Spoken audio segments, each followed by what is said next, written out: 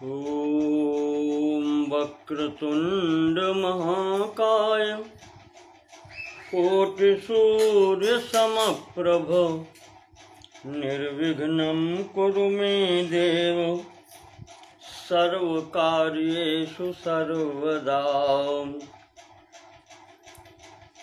कृष्णाय पूर्णपुरुषाय परात्पराय यज्ञेश्वराय परकारणकारणाय राधावराय परिपूर्णतमाय साक्षात् गोलोकधामधिषणाय नमः परस्मै। त्वां ब्रह्म केचिदवयन्ति परे च कालम् केचित् प्रशान्तमपरे भुवि कर्मरूपम् पूर्वे च योगमपरे किल कर्तृभावम् अन्योक्तिभिः न विदितं शरणं गतास्म।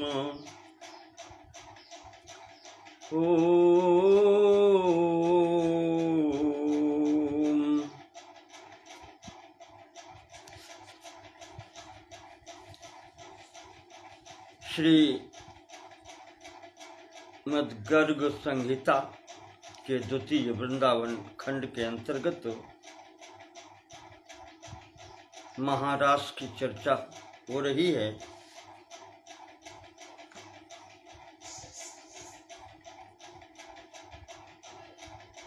लीला के मध्य में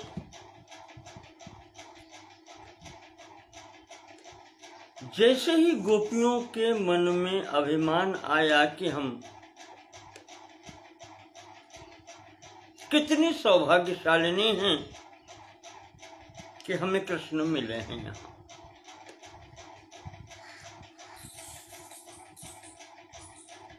तो भगवान का तो एक ही भक्त का अभिमान नहीं रहने देते।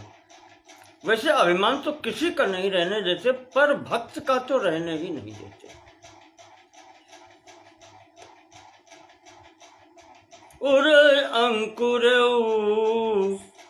गर्व तरु भारी तुरत समय जारी हूँ उपारी। ये भगवान का नियम है।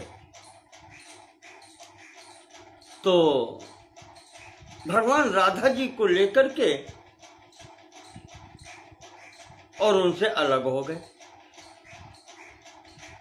अब गोपियां रोती गाती खोज करती हुई पीछे पीछे दौड़ती हैं, चरण चिन्हों को देखती हुई। उधर जब चलते चलते एक स्थान पर दोनों प्रिया और प्रियतम बैठते हैं और उन्हें गोपियों का कोलाहल सुनाई पड़ता है। तो कृष्ण कहते हैं कि राधा चलो, गोपियां आ रही हैं और अभी वो तुम्हें पकड़ लेंगी। तो राधा कहती हैं कि अब हमसे चला नहीं जा रहा, कैसे चलें?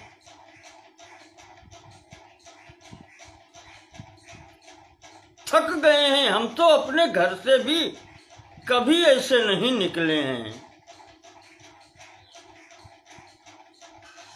तो इतना थक गए हैं कि नहीं निकल सकते, अब नहीं चल सकते।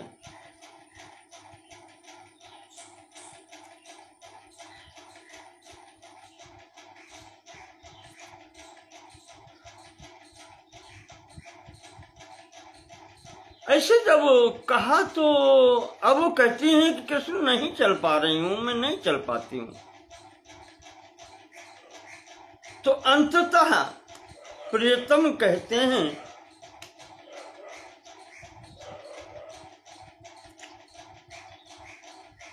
कि अगर तुम नहीं चल पा रही हो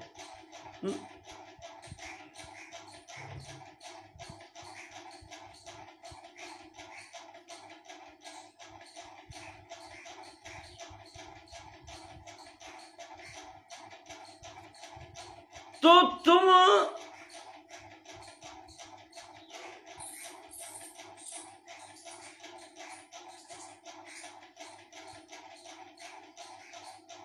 यत्ते प्रियम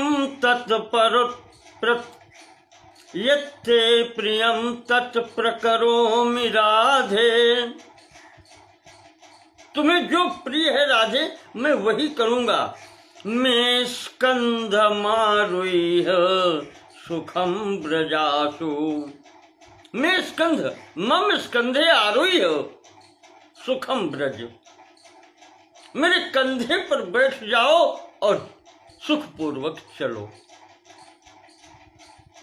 आज प्रिया भी जिन निज रूप मोहिनी डारे, ये वो हैं जो अच्छे अच्छों को मोहित कर देते हैं। आज प्रियाजू वो भी मोहित हो गईं, जिनकी माया से सब मोहित होते हैं, आज उनकी माया भी स्वतः मोहित हो गई और उन्होंने विचार न करके एवं प्रियाम प्रियतमः स्कंधयाने प्सिताम नृप, प्रिया ने सोचा कि प्रियतम के स्कंध पर बैठे तो विहायांतर दधे कृष्णो स्वच्छंद गतिरीश्वर, विहाय अंतर दधे कृष्ण, आज उनको भी छोड़ दिया कृष्ण। स्वच्छंद गतिरीश्वर, अरे वो ईश्वर हैं, स्वच्छंद गति हैं, वो किसी के बंधन में नहीं है। उनका कोई प्रिय अप्रिय नहीं है।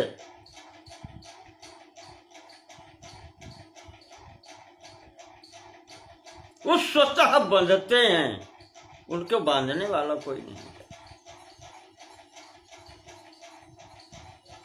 अब जैसे ही वो अंतर्धान हुए यहां से, अब राधा की हालत भी, इनकी भी स्थिति वैसी ही हो गई जैसी अन्य गोपियों की है। रुरोध उच्चैश्वरै,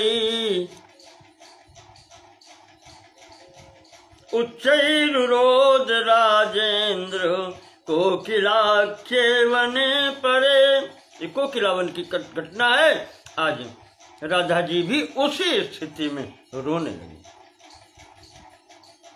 यहाँ पर उनका स्वर सुनकर के समस्त गोपियां पहुंचती हैं और देखा उनकी भी वही स्थिति है। आज शोकाकुल होकर के, निश्चेष्ट होकर के गिर पड़ी। गोपियां के जल के छींटे मारती हैं, हवा करती हैं। जब होश में आती हैं,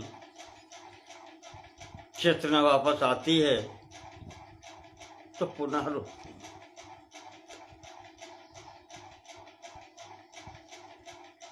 कहती हैं कि गोपियों, हमने अपने प्रियतम से भी मान किया, उनके समक्ष भी गर्व किया, जिसका फल मुझे मिलना ही था।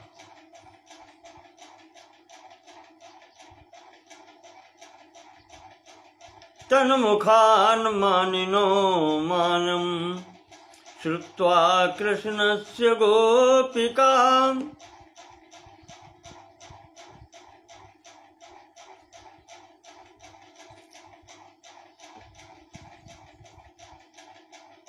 मानवत्यो मैथिलेन्द्र विस्मयम परमम ययु। हे मैथिल, हे बहुलाशु जी, नारद जी कहते हैं कि इस प्रकार से उस मानवती तन्मुखाद मानिनो मानम,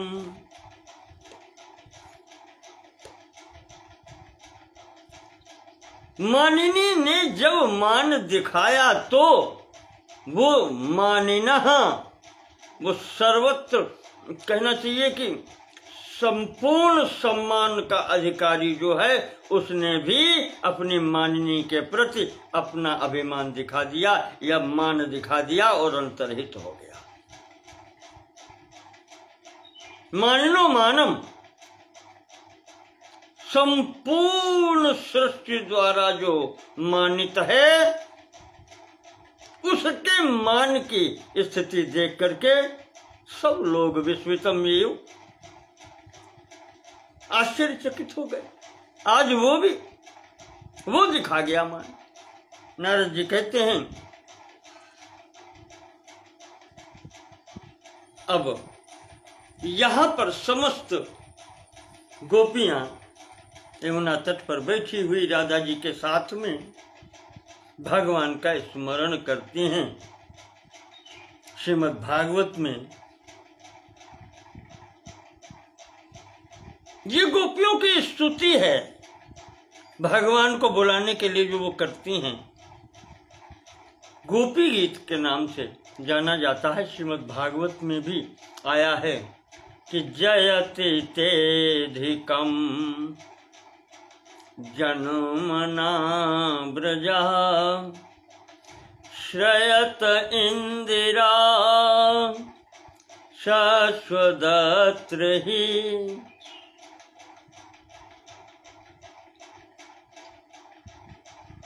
वैसे ही यहाँ पर गर्ग जी लिख रहे हैं, नारद जी राजा बहुलाशु को बतला रहे हैं कि राजन,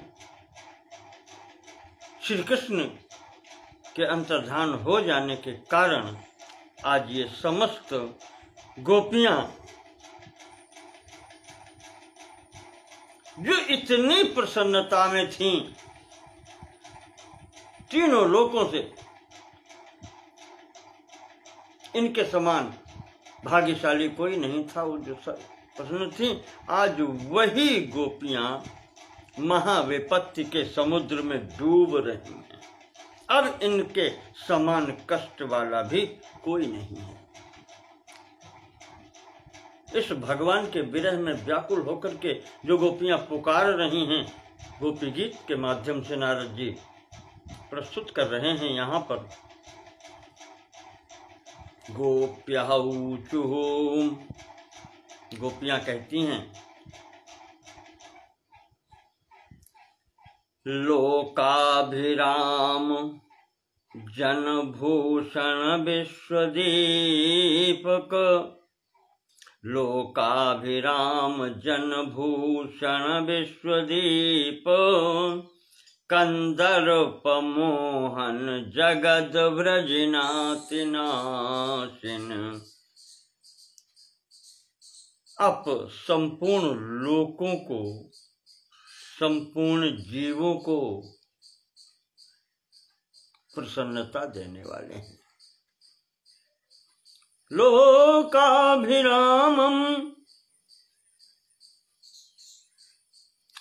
जनभूषण, समस्त मानव जाति के भूषण हैं, आभूषण हैं, उनके प्रमुख हैं। विश्वदीप, आप संपूर्ण संसार के लिए दीपक स्वरूप हैं, प्रकाशदायक हैं, प्रकाश देने वाले हैं, दिशा देने वाले हैं, जगत गुरु हैं।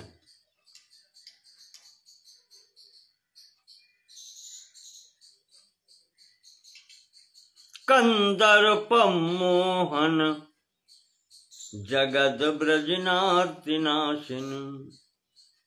कंदर्प मोहन कामदेव को भी मोहित करने वाले हैं सुंदरता में। और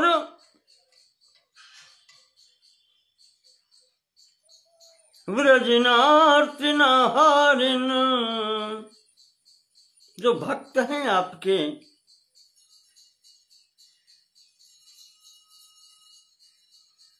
उनके कष्टों को दूर करने वाले हैं आप। आनंद कंद यदुनंदन नंद सुनो, आनंद कंद हैं आप, आनंदमय हैं आप, आनंद स्वरूप हैं आप। नंद नंदन आनंद कंद यदुनंद, आनंद कंद यदुनंदन नंद सुनो, दोनों लोगों का नाम लिया है। आप यदुनंदन हैं और आप नंद नंदन भी हैं। स्वच्छंद पद्म मकरंद नमो नमस्ते, स्वच्छंद पद्म मकरंद, उस कमल के मकरंद की भांति है स्वच्छंद, जो स्वच्छंद होता है किधर भी जा सकता है। ऐसे आप हैं, हम आपको बारंबार प्रणाम करते हैं।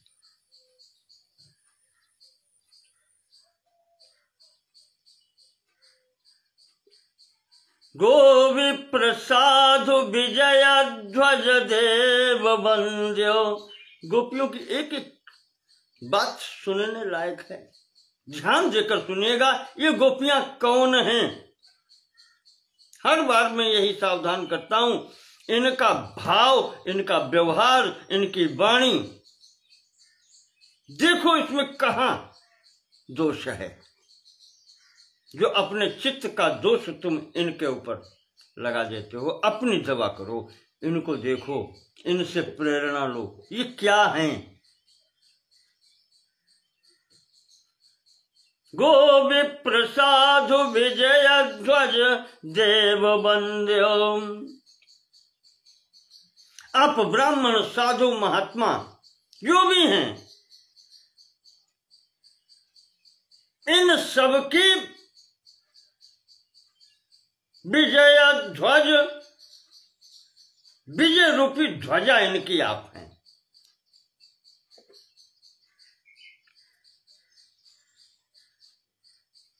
आप जहां होते हैं वहां ये सब होते हैं। देव वंद्यो, देव वंदित हैं, समस्त देवताओं के भी देवता हैं। और अभी घटनाएं नहीं हुई हैं, गोपियां सब सुना रही हैं। कहती हैं कंस कंसादि दैत्य वध हेतु कृतावतार, और आपने कंस आदि दैत्यों के वध के लिए अवतार लिया है, हम जानते हैं।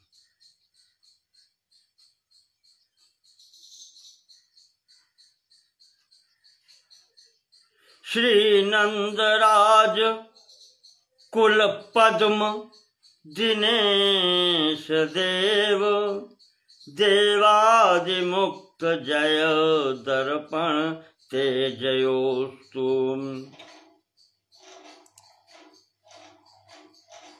आप नंद के कुल में, नंदराज कुल पद्म दिनेश, नंदराज जी के कुल में सूर्य स्वरूप हैं। देव देवादि मुक्त जय दर्पण, देवताओं के और मुक्त जन, जो मुक्त महात्मा इत्यादि हैं, उनके दर्पण,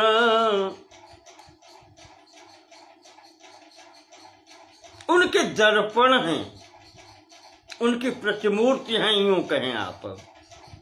देवताओं की, सिद्ध महापुरुषों की, मुक्त पुरुषों के तेजयोस्तु, आपकी जय हो, बारंबार जय हो। गोपाल सिंधु परमौक्तिक रूप धारिन, गोपालों का जो समुद्र है, ग्वाल नंद ब्रज के गोकुल में गोपालों का जो समुद्र है, उस समुद्र के अंतर्गत मोती करूप धारण, उसके मोती आप हैं। उस सिंधु से उत्पन्न मोती आप हैं। गोपाल वंश गिरि नीलमणि परात्मन, और गोपाल वंश रूपी अगर पहाड़ माने तो उसके मणि आप हैं। मणि पाई जाती हैं पहाड़ों में, मोती पाया जाता है समुद्र में।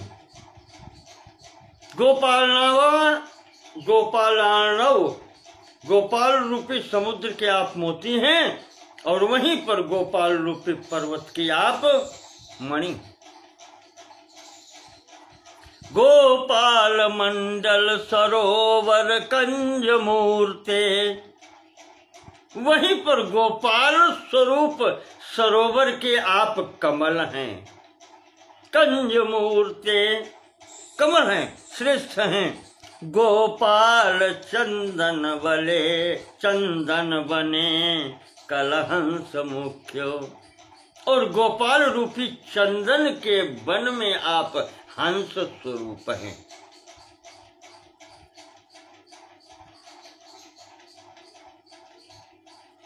श्री राधिका वदन पंकज षटपदः त्वम्, श्री राधिका जी के कमल स्वरूप मुख के लिए आप भ्रमर स्वरूप हैं। श्री राधिका वदन पंकज षटपदस्त्वम्, वो वदन कमल जो राधिका का है उसके लिए आप भौरा हैं।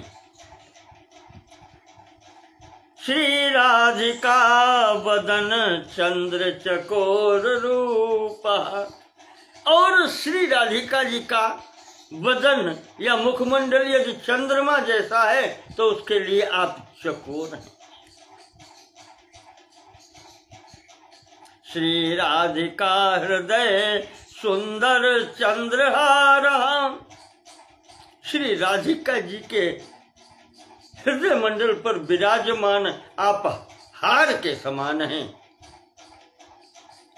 श्री राधिका मधुलता कुसुमा करोति, और श्री राधिका जी अगर मधुवन की लता हैं, लता स्वरूपा हैं, तो उनके लिए आप कुसुमाकर असी, कुसुमाकर बसंत ऋतु के समान हो, जिसे देख करके बसंत ऋतु को आकर के जब आती है तो लता वृक्ष इस सब पुष्पित पल्लवित प्रफुल्लित होते हैं। तो श्री राधा रूपी लता के लिए आप बसंत के समान हैं। यो रास रंग निज वैभव भूरि लीलो, जो आप तो क्या हैं, जो अपनी लीला से और लीला में भी क्या, यो भूरि यो रास रंग निज वैभव भूरि लीलो, रास रंग या अपनी इच्छा से जो ये सब कर रहे हो, भूरि लीलो, अनेक प्रकार की लीलाएं करने वाले हो तुम। यो गोपिका नयन जीवन मूलहार, और तुम हम सब गोपियों के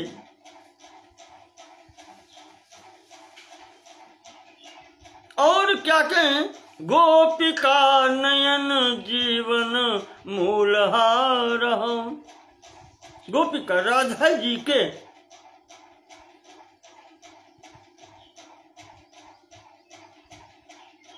नेत्रों के नयन जीवन, राधा जी के नेत्रों के भी जीवन हो। मूलहार, जीवन मूल, या यूं कह लें जीवन संरक्षण हेतु आप औषधि हैं। आपके कारण ही हम सब का जीवन है।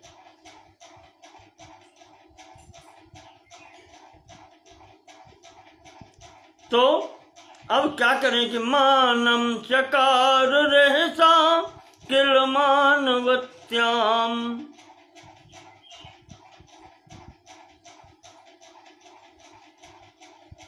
जिन्होंने स्वयं ही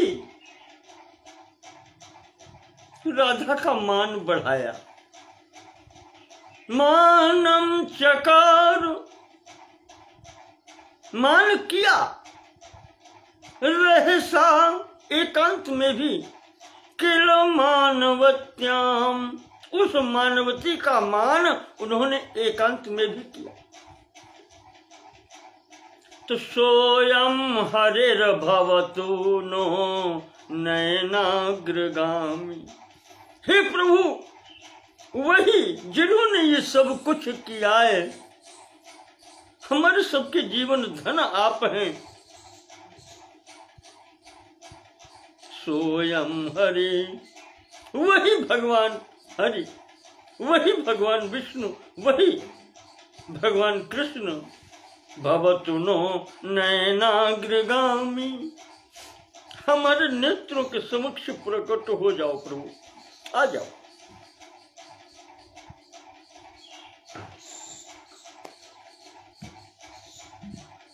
यो गोपिका सकल यूथ मलंचकारो,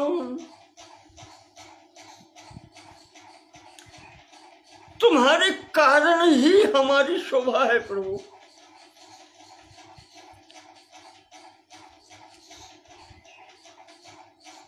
तुम्हारे बिना तो हमारा फिर कुछ अस्तित्व ही नहीं है।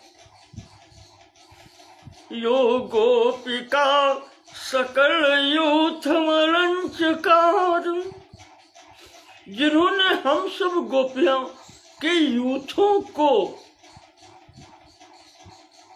अलंचकार, क्या कहें, शोभायमान बनाया, शोभा युक्त बनाया, श्रेष्ठ बनाया। वृंदावनम च निज पाद रजोभिरद्रिम, साथ ही साथ इस वृंदावन को, इस ब्रज रज को और इस गिरिराज को, अद्रिम, सबको पवित्र किया है आपने। जिसको सुखदेव जी ने गोपियों से कहलवाया है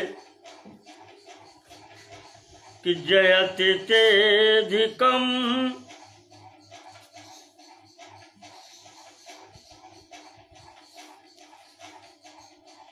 जन्मना ब्रजो श्रेयत इंदिरा शश्वदत्र। प्रभु आपके ही यहाँ आने से हमारी ब्रज भूमि की शोभा बढ़ गई, और यहाँ जब से आप आए हैं तब से भगवती लक्ष्मी, साक्षात लक्ष्मी जी ने यहाँ निवास किया है, आश्रय लिया है। जयति तेधिकम, आपके द्वारा ही इस भूमि की सराहना हो रही है। जयति, क्या कहें उसको, शोभते, आपके कारण इसकी शोभा हो रही है। तो दैत दृश्यताम दिक्षुतावकाह, आपको देखने की इच्छा लिए हुए हम सब यहाँ पर व्याकुल हो रही हैं, तो दैत दृश्यताम प्रियतम, अब तो दर्शन दो। दैत प्रियतम दृश्यताम, अब दर्शन दो। तावका, हम सब तुम्हारी हैं। त्वयि धृता सवा, में हमारे प्राण आप में निवास करते हैं। ऐसी हम सब हैं। तो हम बेचैन होते हैं और हम आपको खोज रही हैं इस गहन वन में। दर्शन दो प्रभु।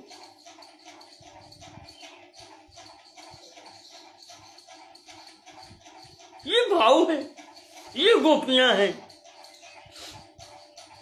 यहां हम अपनी कलुषता को स्थापित करते हैं।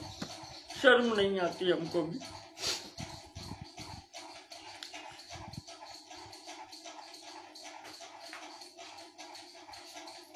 आपके द्वारा ही हमारा मान है, सम्मान है। वृंदावन का और गिरिराज का सम्मान आपके चरण रज के द्वारा है। यह सर्वलोक विभवाय बभूव,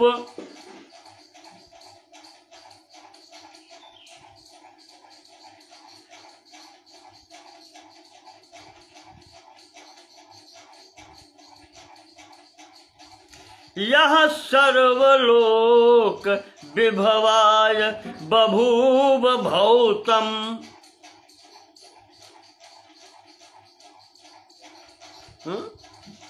यह सर्वलोक विभवाय बभूव बभूव भूमौ भूमौ तम भूरि नील मुर्गेन्द्र भुजम भजामाम। जो संपूर्ण लोकों में श्रेष्ठता दिलाने के लिए बभूव भूमौ, इस भूमि पर आए हैं, ब्रज भूमि पर आए हैं। यह सर्वलोक विभवाय,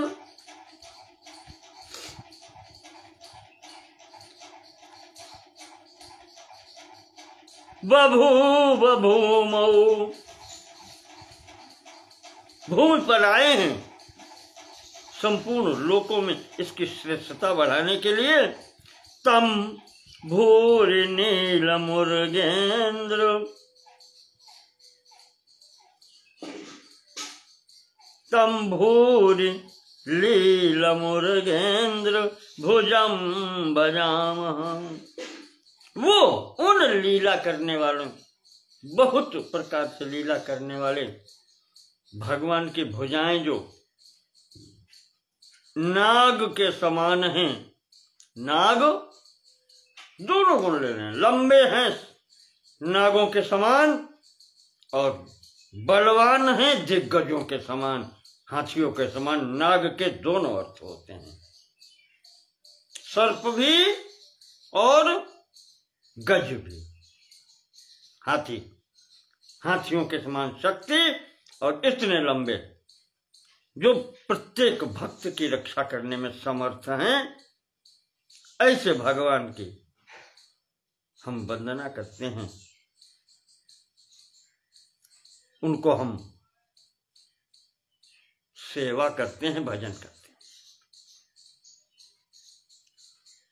चंद्र प्रतप्त किरण ज्वलनम प्रसन्नम सर्वं वनान्तमसि पत्र वन प्रवेशम।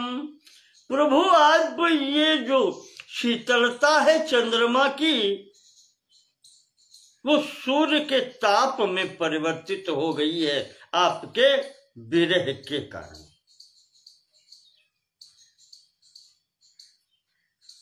ये विरह बहुत विचित्र होता है।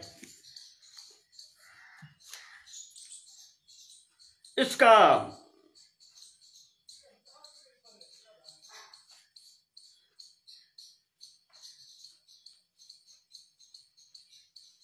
वहां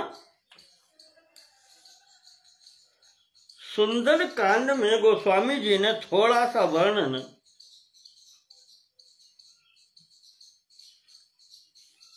सीता जी के समक्ष राम की स्थिति का, या कहें कि राम की ओर से हनुमान जी ने जो दृश्य प्रस्तुत किया है, विरह में क्या होता है।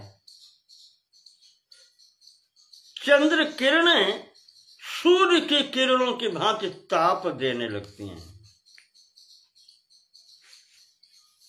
कहो वियोग, कहो राम वियोग तब सीता, मुँह कहूं सकल भय विपरीता। संपूर्ण स्थितियां विपरीत हो गई। कैसे कैसे जरा सुने। वियोग की स्थिति में क्या होता है। नवतरु किसलय मनहु कृषानु। ये वृक्षों में जो नए नए किरले लाल रंग के फूटते हैं वो अब सुंदर नहीं लगते, लगता है आग के अंगारे हैं। कृषानु काल निशासम, ये रात्रि अब रात्रि नहीं लगती, ये काल रात्रि लगती है। काल निशासम दिशि निशि शशि भानु, और चंद्रमा भी अब सूर्य की भांति कष्ट देने वाला लगता है। और कुवलय बन कुवलय विपिन कुंत बन सरिता, जिसको यहां पर गोपियों ने जानते हैं क्या कहा है।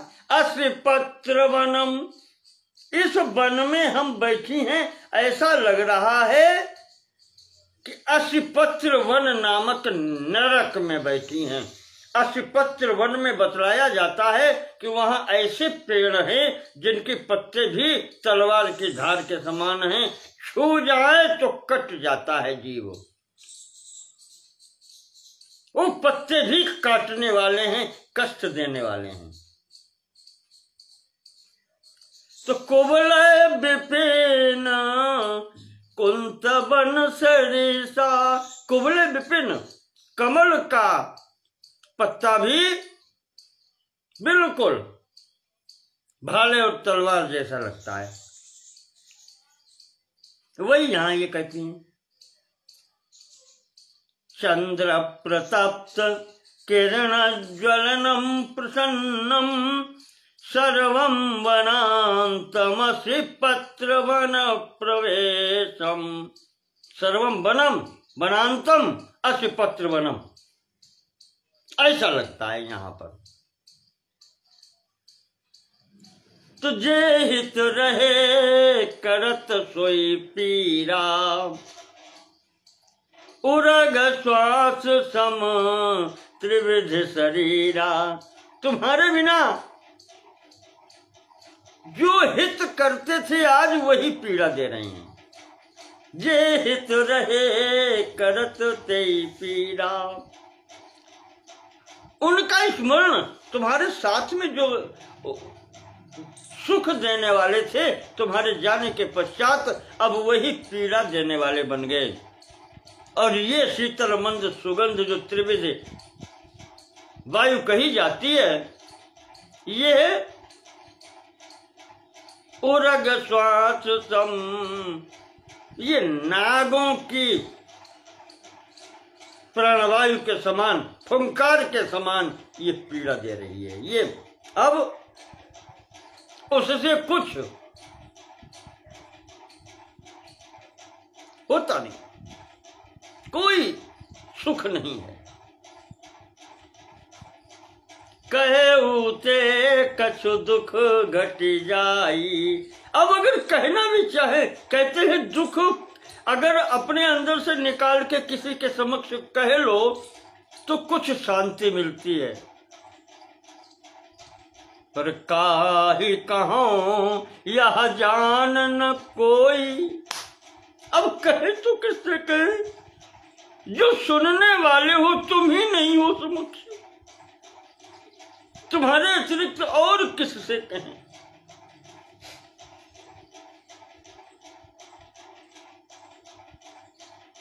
संभवतः तुलसीदास ने या रहीम जी ने लिखा है।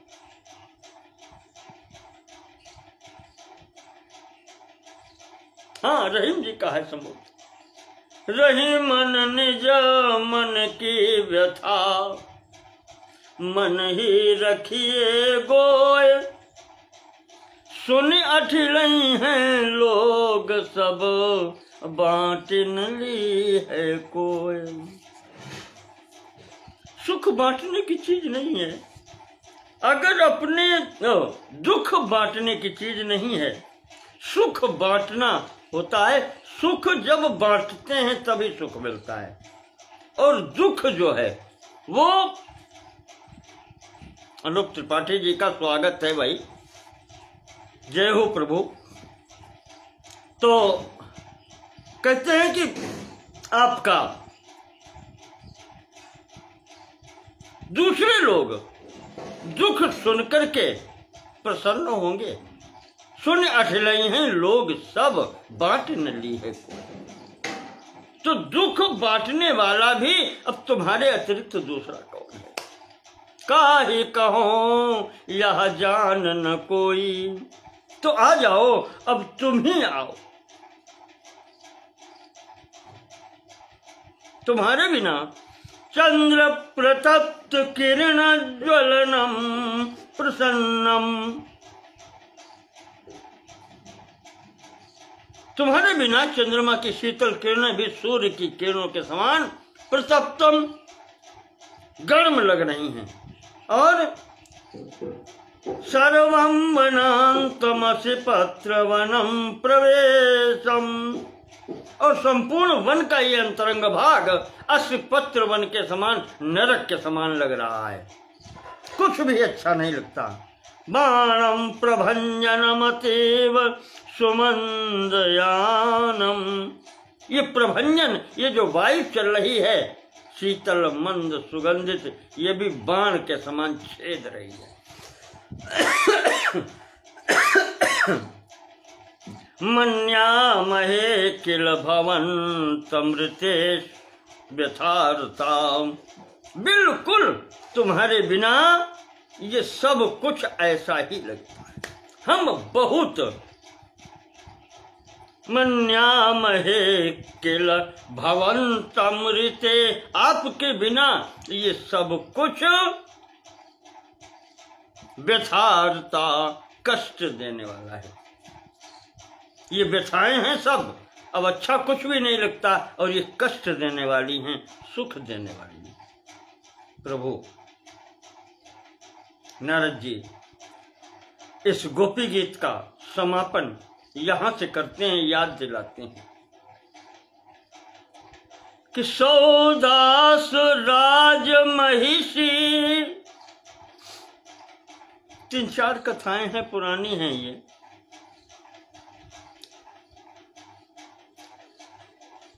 सौदास राज महिषी विरहादतीव, जातम सहस्र गुणितम नलपट्ट राज्ञा।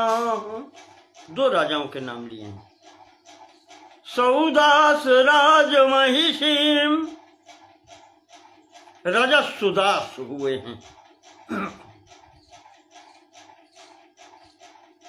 संभवतः सूर्यवंश में ही हुए हैं, जिनको कलमाशपाद भी कहा जाता है। गुरु के शाप से इन्हें राक्षसत्व की प्राप्ति हुई थी। इनकी रानी का नाम था मदयंती। मदयंती तो रानी को जो दुख भोगना पड़ा, उतने समय के लिए जितने समय राजा सुदास राक्षस स्वभाव में रहे। कहते हैं कि वो उस दुख की कल्पना नहीं की जा सकती। रानी मदयंती के दुख की कल्पना नहीं कर सकते आप, कितना दुख हुआ था। तो सौदास राज महिषी विरहादतीव, ये जो अतीव विरह था मदयंती का, उससे भी सहस्र गुणितम नल पट्टराज्ञा, उससे भी 1000 गुना अधिक कष्ट हुआ है महाराज नल की पट्ट रानी दमयंती को। देखिए तुलना कहां से चल रही है। राजा सौदास को राजा सौदास को गुरु के शाप के कारण राक्षस होना पड़ा, तो उसकी पत्नी को जो उतने समय के लिए दुख हुआ, संभवतः 12 या 14 वर्ष के लिए हुआ था ये कार्य, तो उस विरह के दुख से 1000 गुना अधिक दुख उस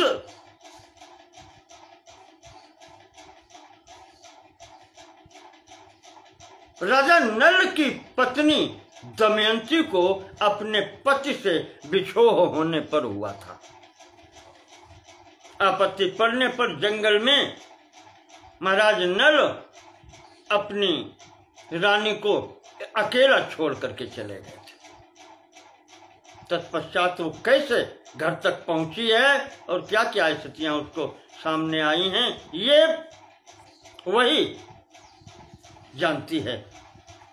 तो मदयंती की अपेक्षा 1000 गुना अधिक जो कष्ट मिला है विरह का, वो दमयंती को मिला है। और फिर आगे कहते हैं गोपियां,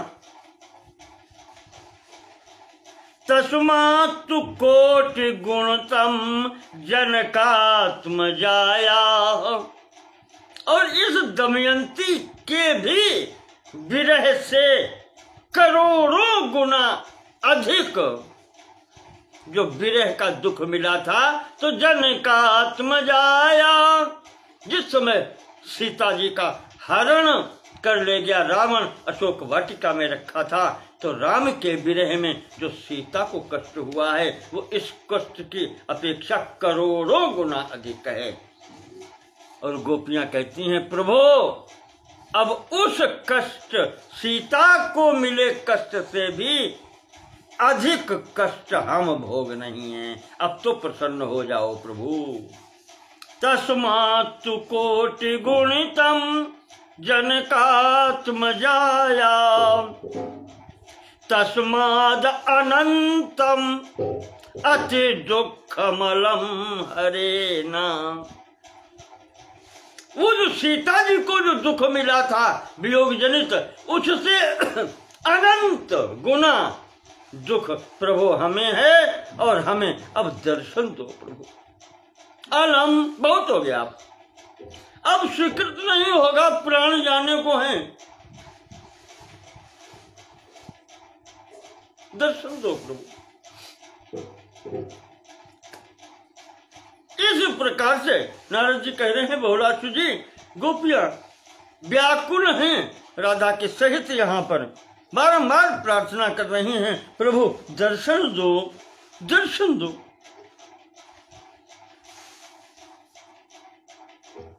ये जो करुण विलाप सुना है, तो तासाम आविर्भूत शौरी, सुखदेव जी ने कहा है परीक्षित से कि तासाम आविर्भूत शौरी, उनके मध्य में ऐसा लगा कि प्रकट हो गए, आविर्भूत शौरी, कहीं गए ही नहीं थे।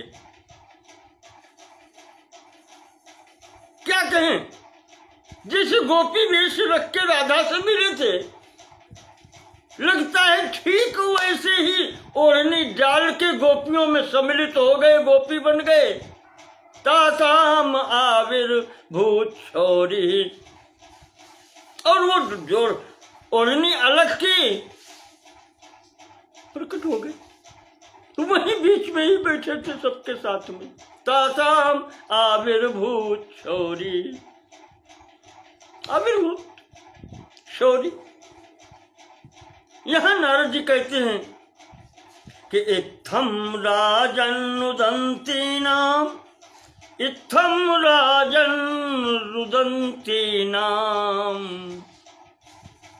गोपीनां कमलेक्षणः आविर्बभूव सहसा स्वयमर्थमिवात्मनः। अचानक उसके उन सब के बीच में सहसा आविर्बभूव, एकदम वहां पर आ गए, प्रकट हो गए।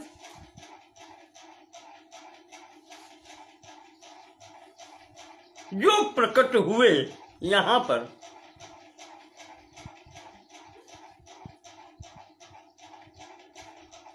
देख करके गोपियां एकदम खड़ी हो गईं। प्रभु आगंतुम वीक्ष युगपत समुत्तस्थुर्व्रजांगना। सब गोपियां यहां से खड़ी हो गईं और खड़े होकर के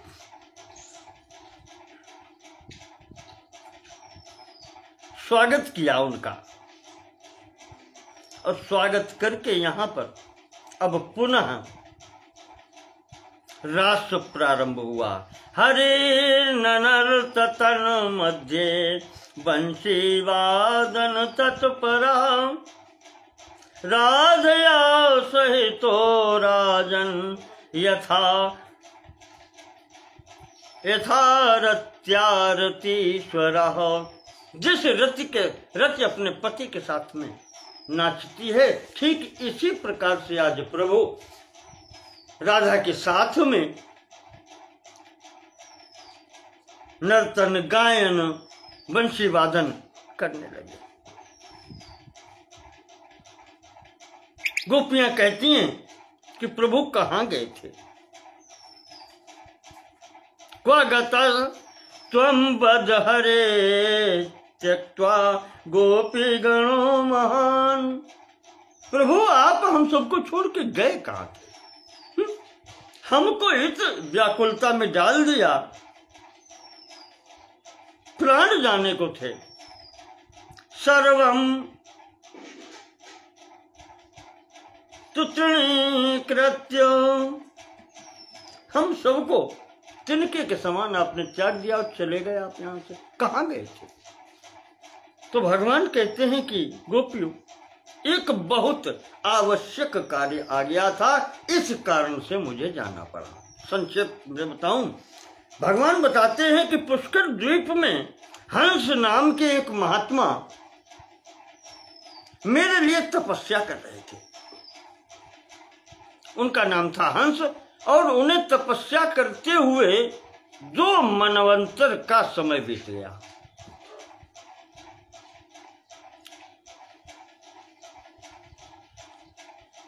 समुद्र के अंतर्गत बैठ करके वो तपस्या कर रहे थे। वहां हुआ क्या कि उनको एक मछली आकर के महात्मा जी को निगल गई, और उस मछली को एक और बड़ी मछली आई, उसको निगल गई। तो इस प्रकार से उन महात्मा जी पर कष्ट आ गया था, और वो मेरे लिए, मेरे ध्यान में तत्पर बैठे थे। तो उनको बचाने के लिए मुझे अचानक यहां से जाना पड़ा। और गोपियों, मैं उन दोनों मछलियों को मार करके महात्मा जी को अपने स्थान पर पहुंचा करके, हाँ, थोड़ा सा विलंब ये हुआ कि मैं वहां से अपने स्थान चला गया क्षीर सागर में, और वहां लेट के सो गया। वो कहते सो गया मैं वहां। यहां अभी कितनी देर हुई, ये सब काम हो गए इतनी देर में, सो भी लिए आप। और जब तुमको इस प्रकार की तुम्हारी जब ध्वनि, चिल्लाने की, रोने की आवाज मेरे कान में पड़ी, तब मैं भागता हुआ फिर यहां आया। दुखिता भवतीर ज्ञात्वा, तुम्हारे दुख को देख करके निद्राम त्यक्त्वा ततः प्रिया, हम वो सो रहे थे, वो सोना छोड़ करके इधर भागते चले आए। सहसा भक्तवश्यो हम, क्योंकि हम तो भक्त के वश में हैं, भक्त हमें जहां पुकारता है वहां जाना ही पड़ता है। जैसे भागवत में दुर्वासा जी से कहा, अहम भक्त पराधीनो स्वतंत्र द्विज, कहा मैं स्वतंत्र नहीं हूं ब्राह्मण, मेरा भक्त जो चाहता है वो मुझे करना पड़ता है, मैं उसके अधीन हूं, भक्त के, भक्त पराधीन हूं। वही यहाँ पर भगवान कह रहे हैं कि भक्त वश्यो हम पुनः पुनरागतवान ही, इसीलिए भक्त वश्य होने के कारण तुम्हारे पुकारने पर मैं यहां भागा चला आया।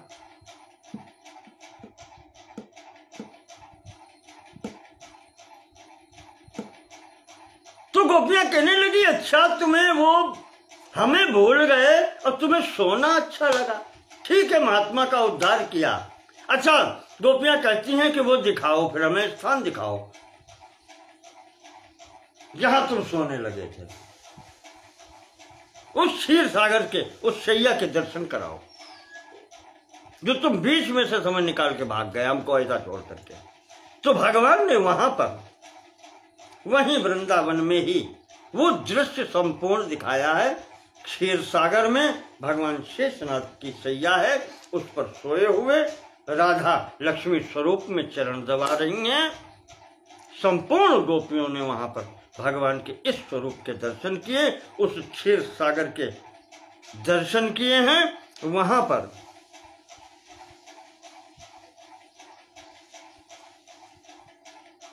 उन्होंने प्रणाम किया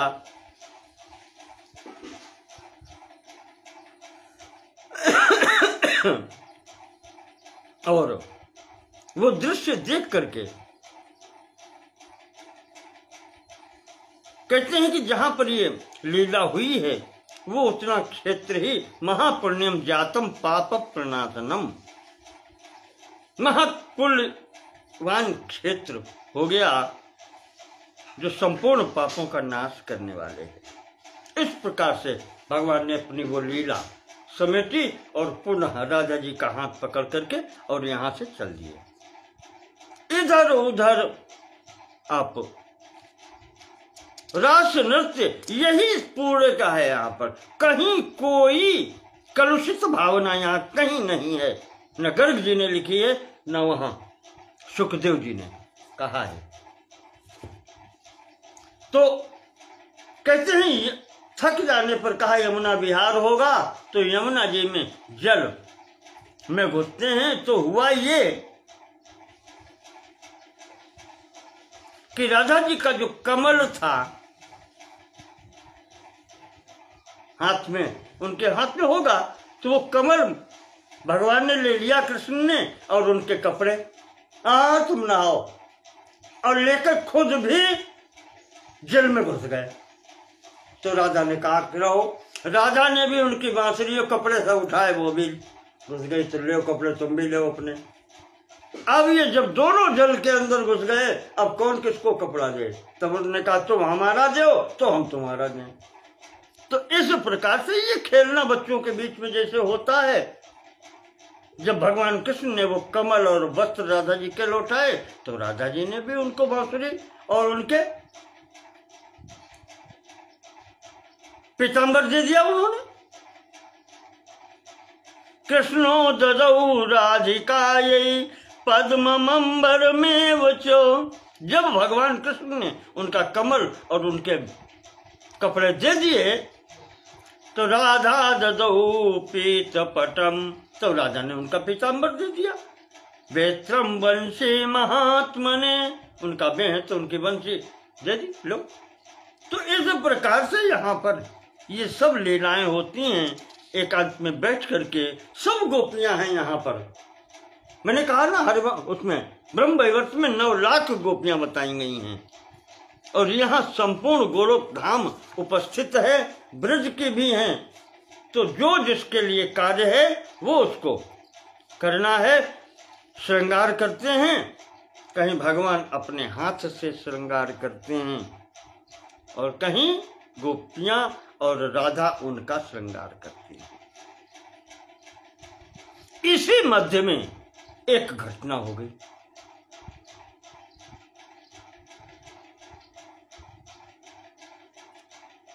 नारद जी कहते हैं कि राजन बहुलाष्ट कुबेर का एक सेवक था, यक्ष, शंखचूड़ नाम था उसका।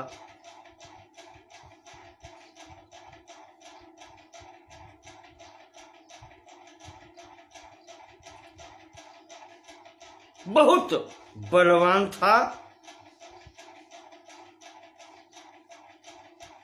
कहते हैं कि उसने जब सुना कि पृथ्वी पर कंस के समान कोई अन्य योद्धा नहीं है, तो वो अपने गदा, जिसको कहते हैं लाख भार की गदा,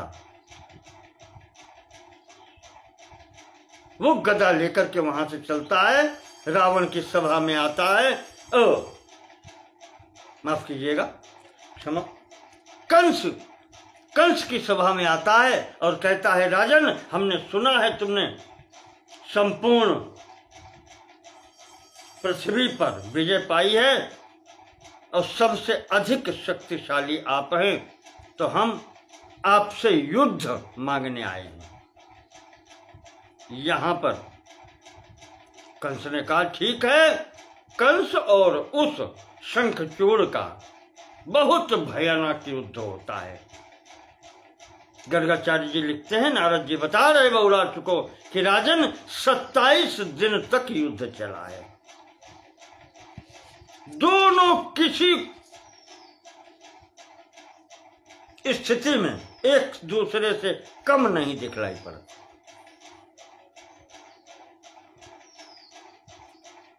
इस प्रकार से स्थिति देखी तो गर्ग जी आ गए। गर्ग जी ने यहां पर बीच बचाव किया और दोनों ने गर्ग जी को प्रणाम किया, शंखचूड़ ने भी और इधर कंस ने।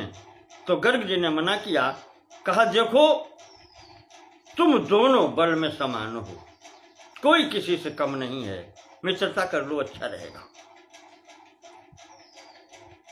और मैं जानता हूं जैसे कंस तुम पीड़ित हो जिस रोग से, उसी रोग से ये भी पीड़ित है। तुम्हें भी अपने प्राणों से जिससे भय है, उसी से इस शंखचूड़ को भी भय है। दोनों लोगों का शत्रु एक है, हंता एक है, मारने वाला एक है। इसलिए शांतिपूर्वक रहो। तो उनके कहने से इन दोनों की मित्रता हो गई। यहां से ये शंखचूड़ लौट रहा था वापस कि मार्ग में रात्रि का समय यहां इसने इस रास को देखा है। कृष्ण को भी देखा, गोपियों को भी देखा। इसकी भावना दूषित हुई। इसने कहा कि, और एक तो ये ध्यान था कि कंस की जिससे मृत्यु होगी, गर्ग जी ने कहा था वही तुम्हारा मारने वाला है। तो इसने सोचा कि यहां से गोपियों का हरण कर लो, देखे क्या कर लेंगे ये। तो इसका स्वरूप ऐसा था कि ये रास मंडल में जैसे घुसा तो देख के गोपियां घबरा करके भाग खड़ी हुई। कंस रक्षा करो, कृष्ण भगवान रक्षा करो, कृष्ण रक्षा करो। और इसने यहां पर एक जो सहस्त्र चंद्रानना के नाम से बताई गई है गोपी, उसको इसने पकड़ लिया। शतचंद्राननाम गोपीम गृहीत्वा यक्षराट खलः। इस यक्षराट ने सतचंद्रानना नाम की गोपी को लेकर के ये भाग खड़ा हुआ। जैसे ही देखा वो गोपी चिल्लाई, प्रभु रक्षा करो, भगवान पीछे दौड़ पड़े। जहां जहां ये जाता है भगवान को पीछे देखता है। अंततः हिमालय की घाटी में अब सामना होता है, तो वहां पर भीषण युद्ध हुआ कृष्ण और उसके बीच में, और अंततः भगवान की मुष्टि प्रहार से, घूंसे के प्रहार से ये शंखचूड़ यहाँ पर मारा गया। तब भगवान गोपी को लेकर के रासमंडल में पुनः आ गए। उसमें यक्ष के सिर में मणि लगी थी, वो मणि भी लाए और मणि ला करके इसी गोपी सत्यचंद्रानना को दे दी। कहा ये तुम ही रखो। पुनः यहाँ पर विहार होता है, रस पूर्ववत चल रहा है। समस्त गोपियां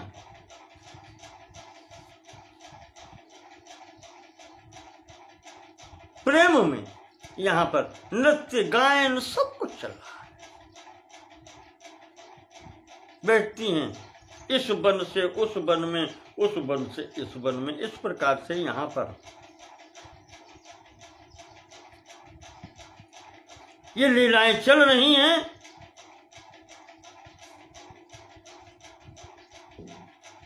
कहते हैं कि गोपियों की स्थिति ऐसी है आज कि सर्वाः पूर्ण मनोरथा पश्यन्तः श्रीपतिम देवम पश्यन्तः, भगवान को अपने मध्य में देख करके पश्यन्त्यः श्रीपतिम देवम स्वस्मिन् वामौ नमस्थिता, अपने मध्य में देख करके कोई कोई गोपी की तो समाधि लग गई, मौन हो गई। योगी वद आस्थिता भूमौ, योगी के समान पृथ्वी पर बैठ गई। परमानंद संप्लुता, वो परमानंद की प्राप्ति हुई, योगियों की भांति ध्यान लग गया। बभूवुरेत्य गोविंदम सर्वेशं भक्तवत्सलम यत् प्रसादस्तु गोपीनां प्राप्तो राजन महामते।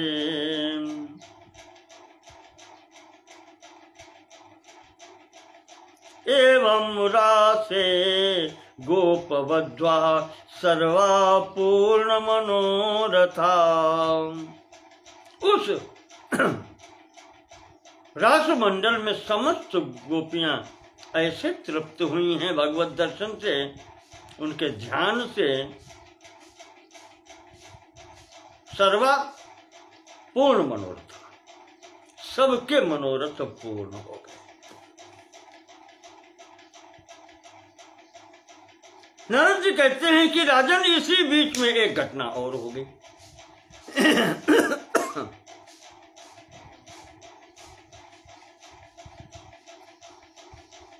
एक महात्मा थे जिनका नाम था आसुरी।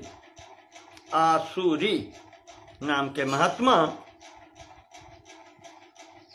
तपस्या कर रहे थे।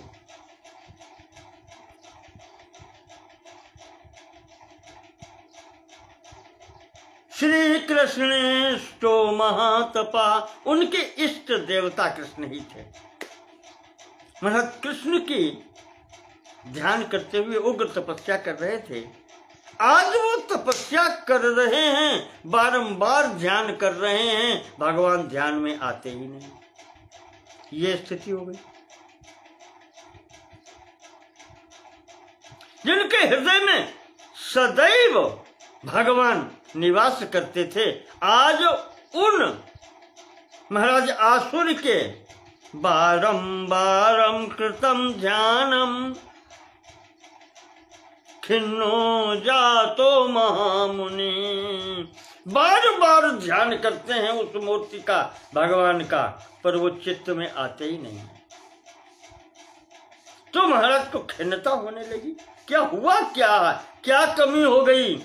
ध्यानाद उत्थाय समुनि महाराज जी वहां से उठ खड़े हुए और उठ करके भगवान के दर्शन करने के लिए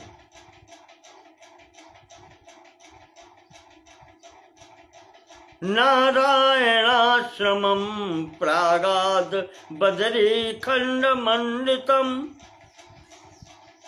बद्री नारायण में, बद्रिकाश्रम में भगवान नारायण के आश्रम में पहुंचे भगवान के दर्शन करने के लिए। भगवान नारायण वहां भी नहीं। न ददर्श हरिम देवम नर नारायणम मुनिम, वहां कोई नहीं।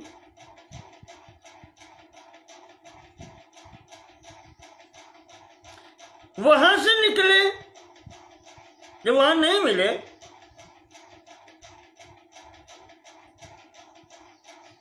एक मूर्ति लोकालोक पर्वत के पास में रहती है, सहस्र शीर्ष युक्त, वहां जाकर के वहां भी नहीं। वहां जो उनके पार्षद थे, द्वारपाल थे, उनसे पूछा भगवान कहाँ गए? वो कहते हैं हमें नहीं पता, बता के नहीं गए। अब ये फिर परेशान क्षीर सागर में पहुंचते हैं, वहां भी भगवत दर्शन नहीं हुआ। पार्षदों से वहां भी पूछा, पार्षद कहते हैं कि मुझे पता नहीं है, हम नहीं जानते। ना विदमो भो वयम चोक्तो मुनिश्चिंता परायण। अब मुनि को चिंता हुई, क्या करें? किम करोमि क्व गच्छामि दर्शनम तत्कथम भवेत। कहाँ जाएं, क्या करें, उनका दर्शन कैसे हो? आज महर्षि आसुर के मन में व्याकुलता है। वैकुंठ को गए भगवान विष्णु, वहां भी नहीं। गोलोक में पहुंचते हैं अंततः, वहां भी दर्शन नहीं हुए, बहुत दुखी हो गए। वहां जब पार्षदों से पूछते हैं कि भगवान कहाँ हैं, तो उन गोलोक के पार्षदों ने बताया कि उस ब्रह्मांड में गए हैं जहां भगवान वामन का अवतार हुआ था, वहां गए हैं, वहां खोजो जाकर के।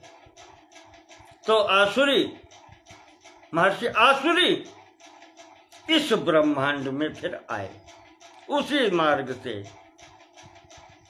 जो फूटा है ना, वामनावतार में अंडकटाह का जो छेद हो गया था फूट के, उसी मार्ग से महर्षि आसुरी यहाँ प्रवेश किए। अब इतने बड़े में कहाँ खोजें, तो सीधे कैलाश पर्वत पर पहुंच गए शिव जी के पास।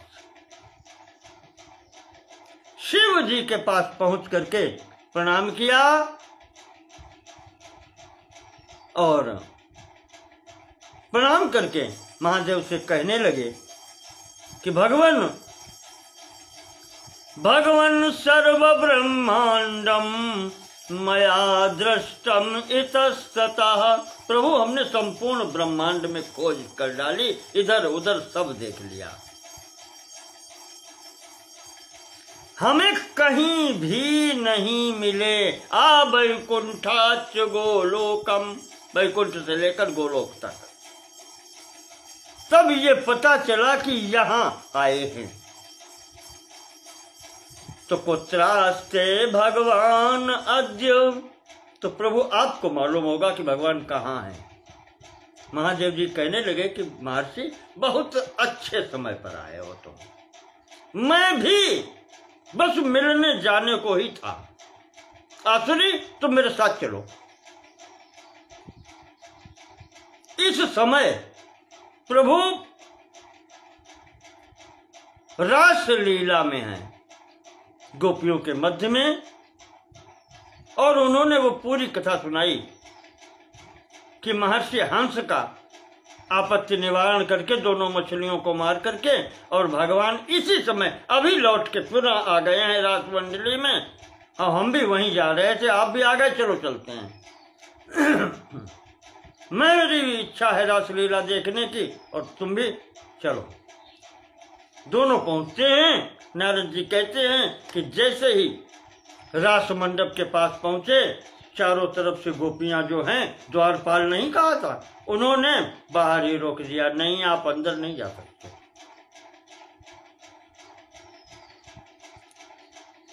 जो वो गोपियां व्यस्त लिए खड़ी थीं, उन्होंने कहा नहीं आप नहीं जा सकते, महाराज की आज्ञा नहीं है। इस समय हमारे इस वृंदावन में करोड़ों गोपियां हैं, पुरुष रूप में केवल एक ही है, वो सच्चिदानंद घन परिपूर्णतम ब्रह्म श्री कृष्ण। एक पुरुष के अतिरिक्त सब यहाँ स्त्रियां हैं, कोई नहीं जा सकता यहाँ पर। और अगर तुम दर्शन करना ही चाहते हो तो ये सामने जो सरोवर है, इसमें स्नान करो, तब तुम्हें दर्शन होंगे। तो अब दर्शन हो किसी प्रकार से, शिव जी ने और महाराज आसुरी ने उस सरोवर में जैसे ही स्नान किया, इनका स्वरूप परिवर्तन हो गया स्त्री रूप में। दोनों व्यक्ति भक्त आ गए, तब जाकर के इनको प्रवेश मिला उस रास मंडल में। इस प्रकार से इस रास मंडल में इन दोनों का प्रवेश हुआ। वहां पहुंच करके भगवान के समक्ष दर्शन हुए राधा कृष्ण के, और इन्होंने वहां पर स्तुति की। भगवान शिव और महर्षि आसुरी ने कृष्ण कृष्ण महायोगिन देव देव जगत पते पुंडरीकाक्ष गोविंद गरुड़ ध्वज ते नमः।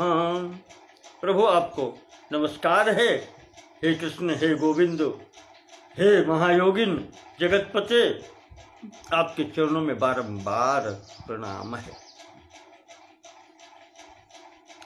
जनार्दन जगन्नाथ पद्मनाभ त्रिविक्रम दामोदर ऋषिकेश वासुदेव नमोस्तुते। भगवान नाम है सब। हे जनार्दन, जगन्नाथ, पद्मनाभ, त्रिविक्रम, दामोदर, हे ऋषिकेश, हे वासुदेव, आपको बारंबार प्रणाम है। आप ही पृथ्वी का भार उतारने के लिए साक्षात वैकुंठ से यहाँ पधारे हैं, गोलोक से यहाँ आए हैं। कहते हैं कि अंशांश कांश कला विरुताभिराम, अंशांश कांश कला विरुताभिरामम आवेश पूर्ण निश्चयाभिरति वयुक्ता। आपके 5 प्रकार के जो अवतार हैं वो अंशांश और अंश 2 हुए, कला आवेश और पूर्ण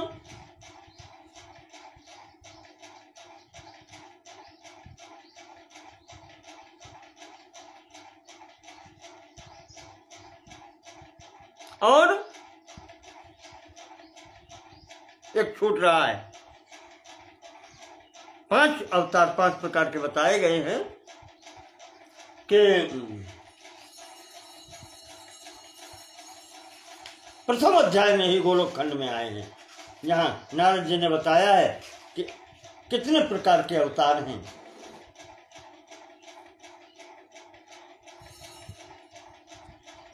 अंशांश अंश आवेश कला और पूर्ण 5 हुए। और परिपूर्णतम वो अलग है।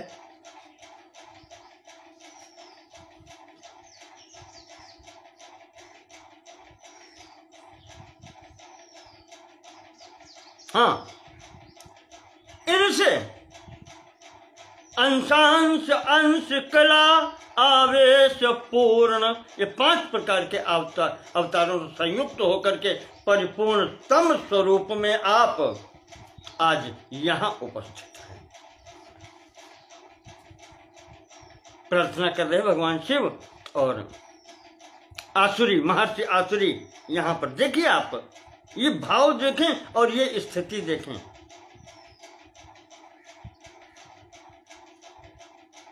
आज आप यहां संपूर्ण परिपूर्णतम ब्रह्म स्वरूप में उपस्थित हैं। भगवान शिव कह रहे हैं, आसुरी कह रहे हैं। विश्वम बिभर्षि रसरासमलंकरोचि, आप उस स्वरूप से संपूर्ण विश्व को भरण पोषण भी करते हैं और इस आज रास मंडल को भी शोभित कर रहे हैं। वृंदावनम च परिपूर्णतमः स्वयं त्वम, इस वृंदावन, इस रास मंडली में उपस्थित वो परिपूर्णतम ब्रह्म आप ही। गोलोकनाथ गिरिराज पते परेश वृंदावनेश कृत नित्य विहार लीला। हे गोलोकनाथ, हे गिरिराजपति, आप इस स्थान पर नित्य निरंतर रहते हैं, इसे आप छोड़ते ही नहीं कभी। ये आपकी नित्य विहार लीला है। राजा पतेर ब्रजवधू जनगीत कीर्ति, आपकी कीर्ति का गायन, हे राधापति, ये समस्त गोपी मंडल आपकी कीर्ति का गायन करता है। गोविंद गोकुलपते किलते जयोसु, ऐसे भगवान गोविंद गोकुल के पति गोकुलनाथ आपकी बारंबार जय हो। इस प्रकार से यहाँ स्तुति करते हैं। स्तुति करने के पश्चात भगवान कहते हैं कि तुम दोनों ने जो अपार तपस्या की है, इसके कारण तुम्हें मेरे दर्शन हो गए हैं। सबको ये दर्शन नहीं होते। जो निष्कंचनो यः शांतस चाजात शत्रु समत सखा, जो निष्किंचन अकिंचन है, अर्थात जिसके अंदर कोई भाव नहीं है कि मैं बहुत कुछ हूं, गर्व नहीं है, शांत है, किसी से बैर नहीं करता, वही तो मेरा मित्र है, वही मेरा मित्र है। तो मैं तुमसे प्रसन्न हूं, आज तुम वरदान मांग लो। दोनों लोग आज महर्षि आसुरी और भगवान शिव समक्ष खड़े हैं। कहते हैं, प्रभु क्या मांगे? देना है तो चरण कमलों की भक्ति दे दो, बस, और कुछ नहीं चाहते। आपके ये चरण कमल ही हमें चाहिए। भगवान ने तथास्तु कहा। नारद जी बताते हैं, तब से यहां पर महादेव जी महर्षि आसुरी बंसीवट के सम्मुख जो यमुना तट पर है, वहीं पर नित्य निवास करने लगे। उन्होंने अपना बसेरा वहीं कर दिया। अंततः नारद जी इस प्रसंग का उपसंहार करते हैं। कहते हैं कि राजन, इस प्रकार से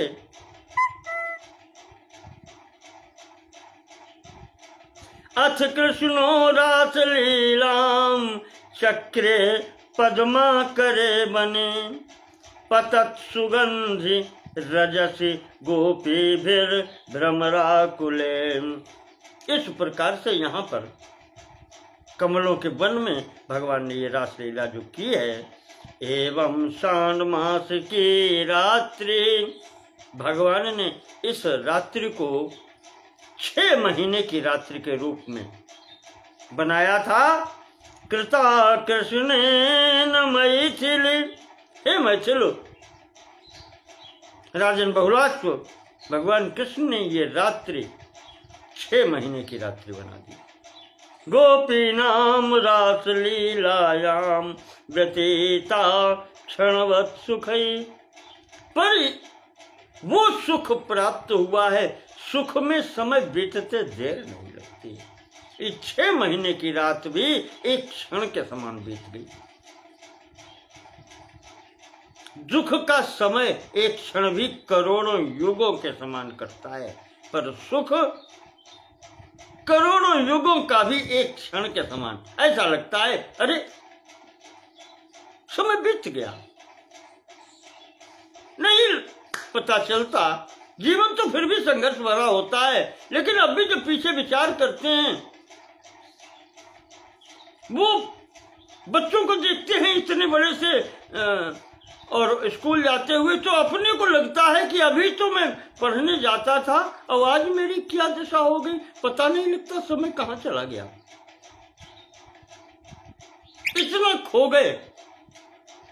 तो इस प्रकार से यहाँ पर वो 6 महीने की रात्रि एक क्षण के समान व्यतीत हुई। अरुणोदय वेलायाम स्वग्रहान ब्रजयोचिता, अरुणोदय की बेला में इस समस्त गोपियां यहाँ खिन्न चित्त होकर के फिर अपने अपने घर को गईं।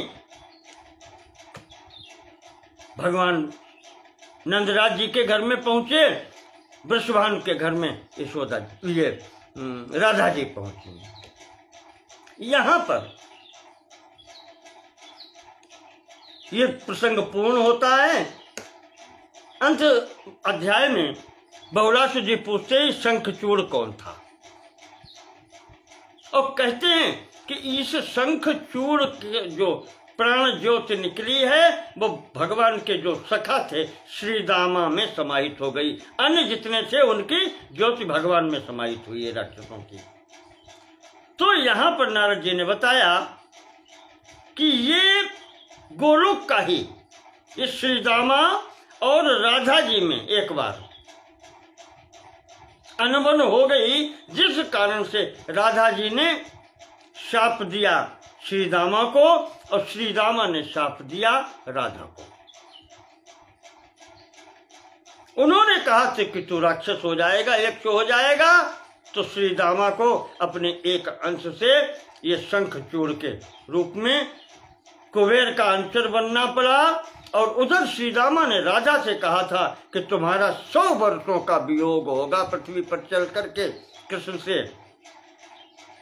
तो उसको भगवान ने दोनों को सांत्वना दी, कहा राधा चिंता मत करो, मैं तुम्हें बीच बीच में दर्शन देता रहूंगा वियोग समय में भी। और इससे कहा श्री दामा से कि तू ऐसे चलो यहाँ से और तुम्हारा उद्धार मैं करूंगा यहाँ। तो इस प्रकार से ये दोनों घटनाएं भगवान के द्वारा संपन्न होती हैं। यहाँ पर इदं मया ते कथितं मनोहरं वैदेह वृंदावन खंडमग्रता। हे वैदेह, हे वैलास, इस प्रकार से हमने तुम्हें वृंदावन खंड की पूर्ण कथा संक्षिप्त रूप में सुनाई। विस्तार से कहने में कोई समर्थ नहीं है। इसको जो भी सुनता है, शृणोति चैतच्चरितं नरोवरः परम पदम पुण्यतमं प्रियाति सह। जो इस पर चिंतन करता है, जो भगवान का भक्ति करता है, उनका ये चरित्र सुनता है उसको परम पद की प्राप्ति होती है। इस प्रकार से फलश्रुति सुना करके भगवान देवर्षि नारद जी ने इस रासलीला का यहाँ पर उपसंहार किया है और बहुलासु को इस वृंदावन खंड की कथा पूर्ण करके सुनाई है। यहाँ पर यहाँ तक कथा आती है। इस वेंकटेश्वर